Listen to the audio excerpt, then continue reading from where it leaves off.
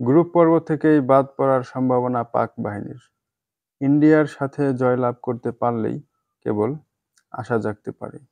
তো পাকিস্তান কি পারবে ইন্ডিয়ার সাথে জয়লাভ করতে?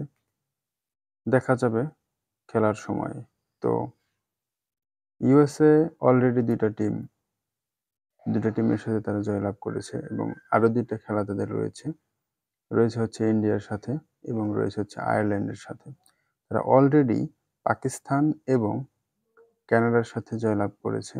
তো সেক্ষেত্রে তারা ২-২টি জয়লাভ করে এগিয়ে আছে। কিন্তু পাকিস্তান অলরেডি একটা হেরে গেছে।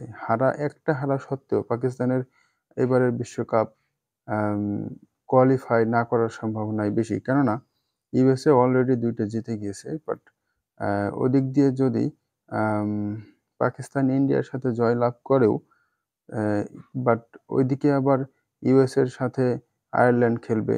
অবশ্যই ইউএসএ সেখানে জয়লাভ করবে বলে আমরা আশা করি। তো সেই ক্ষেত্রে ইউএসএ অলরেডি ৩টা জয়লাভ করবে। ৩টা জয়লাভ করলে তারা অলরেডি যেকোনো ২টা টিম আ সুপার 8 এ যাবে। সেক্ষেত্রে ইন্ডিয়া যাবে এবং উম ইউএসএ চলে যাওয়ার সম্ভাবনাই বেশি। যদি এমনটা হয় যে ইন্ডিয়ার সাথে পাকিস্তান জয়লাভ করেছে, তো পাকিস্তান আবার কানাডার সাথে খেলবে এবং আম আয়ারল্যান্ডের সাথে খেলবে। সেক্ষেত্রেও পয়েন্ট নিয়ে রয়েছে একটি বিশাল ঝামেলার ব্যাপার।